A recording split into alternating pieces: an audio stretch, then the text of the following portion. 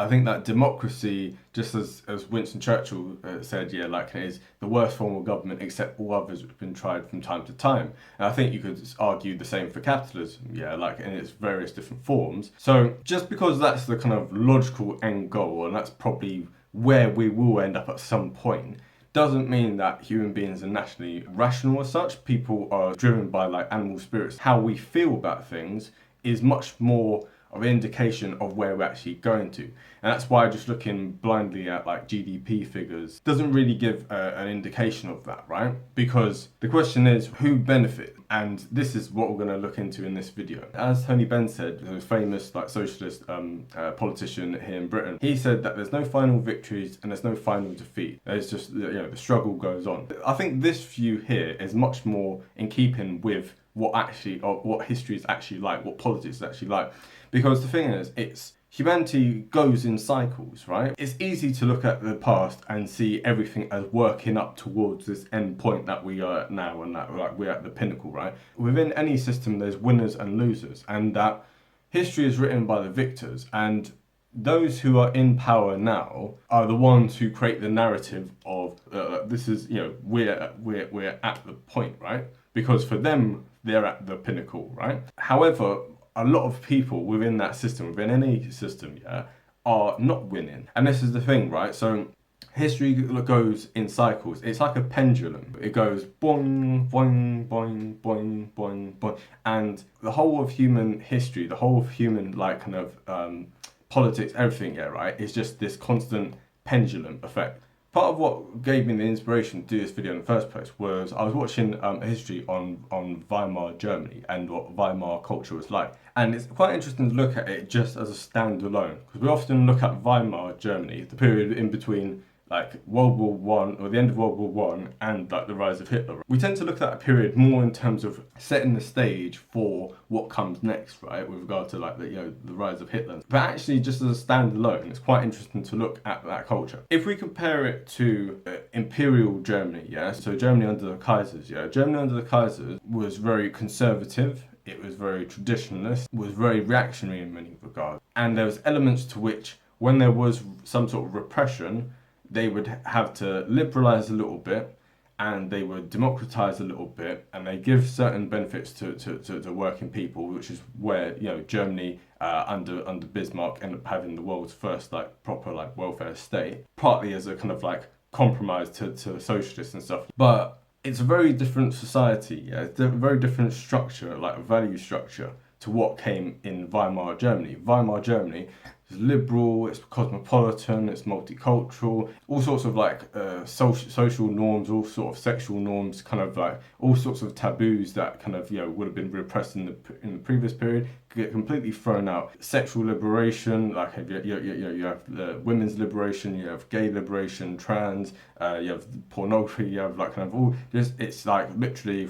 It's like the 60s, yeah, before the 60s. Like that's the best way to describe it. In no other country in the world had there been this sort of this overthrow of like all these kind of, which were essentially Victorian value structure. Before it had been very austere, very regulated and stuff, that like very, very self-contained. And now all of a sudden people could just be whatever they wanted to be. If you watch like the film Cabaret, for instance, yeah, it's like a celebration of that era. Those who were like in a position of like power and influence, the winners of Weimar Germany, they view this period as like a golden age. However, where did the Nazis come from then? If this was like golden age and everyone was like all like happy and free and stuff, yeah, where did Hitler suddenly rise from? If you have this kind of like this determinism, yeah, this kind of linear progression, which itself is a very Germanic way of thinking, yeah, that is, it's what Karl Marx's view was, yeah, it's what Hegel's view was, like this view that history was a linear thing, yeah, and people just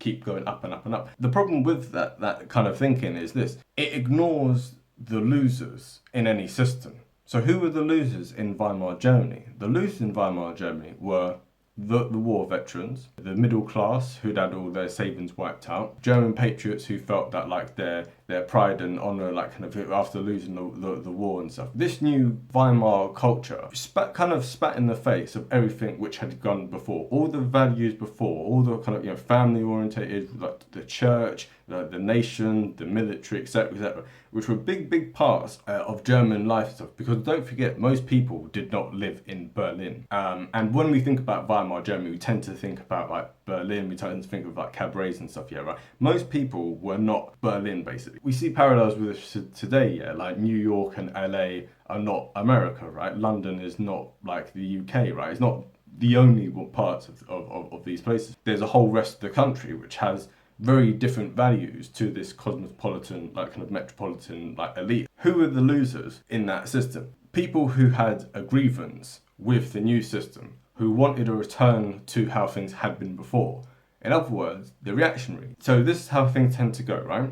You have an established order, right? An established like way of doing things. Then there ends up being a revolution, an overturning of the old order. And this new order comes in, and they are now at the point of ascendancy. They're the ones who are now painting the new narrative. Yeah, of look, we've overthrown this old system, the ancient regime. This is the new thing that we have going in, right? It doesn't necessarily have to be like a violent revolution. It can just be a cultural revolution. And there's many examples of that, which we'll get into a little bit later. But the point is this, yeah, when you overthrow that system, the people who benefit from the system before, who supported the system before, are still about. There's this undercurrent, this bubbling up of resentment and rage and stuff, right? And contempt, right? Because the people here, they're now the ones in charge, and they look down on the people who were there before us. Oh, they're backwards, they're ignorant, like kind of like they're stuck in the past, etc. Like, get with the program, people. They end up being the vast majority of the population. So this is why when you're having revolutionary kind of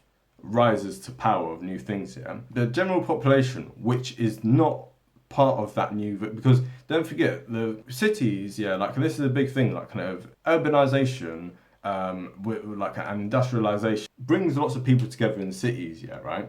And cities are melting pots for different ideas and exchange of different ideas and values, etc., right? And cities tend to be where lots of very innovative people come to, so very creative people. And there's a certain level to which, if everyone's thinking in this kind of creative way, yes, it creates a lot of art and it creates a lot of culture and it creates music and it creates good food, etc. At the same time, there ends up in a way, while there's such a focus on diversity, there's actually a very much a lack of diversity in thought, because everyone comes together and they have these same broad values, and there ends up being a disconnect between the inner city and the rest of the country, right? And the people in the inner city, because they're so consumed in this urban environment, like kind of the cafes and the bars and etc., right? And the offices that they work in, they tend to view the people outside of the thing as less advanced, as less like kind of like with it and stuff, right? Like, they tend to look down on these people. And equally, the people outside look in on these people in the inner cities and think, look at these people. They have no pride in the country. They have scorn for it. They have scorn for social norms, for gender norms, for all these kind of things, right? Everything's kind of just being thrown out the window and stuff. And it's a thing where actually these people are undermining what it means to be whatever we are and stuff, whether it's German, British, whatever, right? It ends up being a thing where at election time, these people, the great silent majority, rebel against the thing. Right? Whenever they have an opportunity to voice their discontent, they rebel. This is what Brexit was. This is what Trump was. This is what Nazi Germany was. Not to bring parallels in that same way, but it's a thing of, because not every single person who voted for this or that were racist or this or that, right? Regardless of what system it is, it ends up being a thing where you've created a kind of system, right? And to show that this isn't even like a necessarily left versus right issue, you see this in revolutionary Russia. You look at Russia before the revolution, so you had Tsar Alexander II, right? Liberal reformer, etc., right? He gets assassinated, he gets blown up by some terrorists and stuff, as he's literally on the way to setting up like a parliament like for the Russian Duma, right? And for like bringing in liberal reforms. What's happening, his son takes over, Alexander III, and he's very repressive. he cracks down on lots of things, he hangs people, etc., right? And as a result, the people who are discontented there end up becoming people like Vladimir Lenin, right? End up becoming Joseph Stalin, end up becoming Leon Trotsky. And so these people end up building discontent and stuff. And the Tsar, living in his palaces, become disconnected from the rest of the country. And so the rest of the country ends up becoming resentful and bitter towards him. And so you end up with a revolution that overthrows him, and then you end up having a communist revolution that well, it's not really a revolution, it's more just a coup, to be honest, yeah, right? If you look into it. And, that ends up becoming the new order. And Russia after the revolution, again, copies Weimar Germany in the sense of anything goes, this becomes legal, that becomes legal, etc. Very, very libertine kind of society. What ends up happening again is you end up having this pendulum. When Stalin comes to power, all of these things end up being reversed. Before you know it, you end up with Stalin governing the country, bearing in mind what the vast majority of people want, right? The vast majority of people in Russia are patriotic, they are socially conservative, and they want some sort of a Tsar-like figure, right? And so this is what is happening with revolutions all the time. It's called revolution for a reason. It comes from the Latin word I can't remember the exact I can't remember the exact word, but basically it means to go in a circle, right? So you end up with overthrowing the Tsar, you end up with a red Tsar in Stalin, right? You end up overthrowing the Kaiser. After a period of instability, people want someone who's they want an authoritarian person, and it just so happens that Hitler is the only person at that time who happens to fit that narrative. Because when Germany had been humiliated, by Versailles, when their economy had been crashed, by all the war debts and by their mismanagement of the economy, etc., the German people were not looking towards all the other parties. All the other parties were liberal and capitalist, right? And they went, hold on, this cosmopolitan liberal kind of capitalism, etc., has led to this. Rightly or wrongly, this is what people thought. And so they was like, hold on, we're not going to take lectures from the very people who have put us in this situation. We want a restoration of a strong Germany. We want a restoration of certain social norms. We reject this Berlinization of the country, right? We want to go back to a more traditional thing. And while a lot of people wouldn't have agreed with everything that Hitler wanted, not every person who supported the Nazi party were anti-Semitic. Not everyone wanted to conquer the whole world, etc., etc. The Nazis won that election because the people of Germany recognised, actually, if the only party that's offering any semblance of the old order that we want is this party. And so that's why they gravitated towards it. But what parallels can we use for these, for Weimar Germany, for Tsarist Russia and so what can we use for that today, right? What lessons can we learn from that? In the kind of neoliberal period that I kind of grew up in and stuff, post Reagan and Thatcher and stuff, right, is a thing of no matter what party was in power, whether it's Democrats or Republican, Labour, Conservative, everyone had the same political stance and stuff, right? There wasn't a papers wedge of difference between the major parties. And I remember in 2015 going and trying to get people interested in politics, and knocking on doors, etc., and it was and posting up on Facebook, and it was like pulling your teeth out, because people were just we're not interested, it makes no difference, right?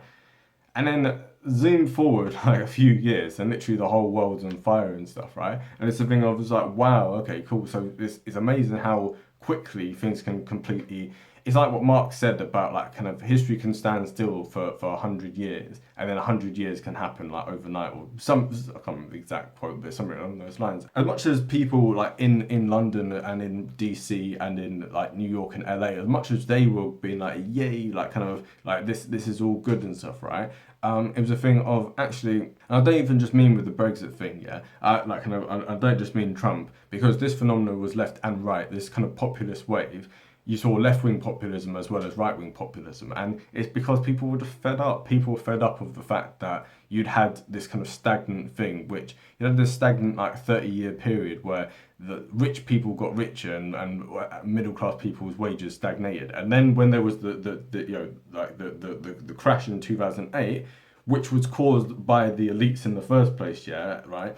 It ends up being a thing of who ends up getting bailed out? The elites. Who ends up having to pick up the bill? Ordinary people. And it's a thing of whether you're left or right, you're like, hold on, what is this? The loss side of capitalism is more important than the profit side, right? Because it clears out bad actors. So if a company is doing bad things, they need to like suffer for that. They need to go under, and then other companies will replace them. You don't bail out the losers, yeah, because then you're just never. They're not going to learn the lesson, so they're going to continually do the same things, and all the problems from that last crash have not. It's a lesson not learned. So now people are wondering, okay, why are people angry and stuff? Yeah, oh yeah, it's because they're racist. Oh yeah, it's because they're naive. Oh no, people have got legitimate reason for that. In any system, people have a legitimate grievance, yeah, for wanting to overthrow the system. Like, there's constantly revolution and reaction, and there's this constant like cycle and stuff, right?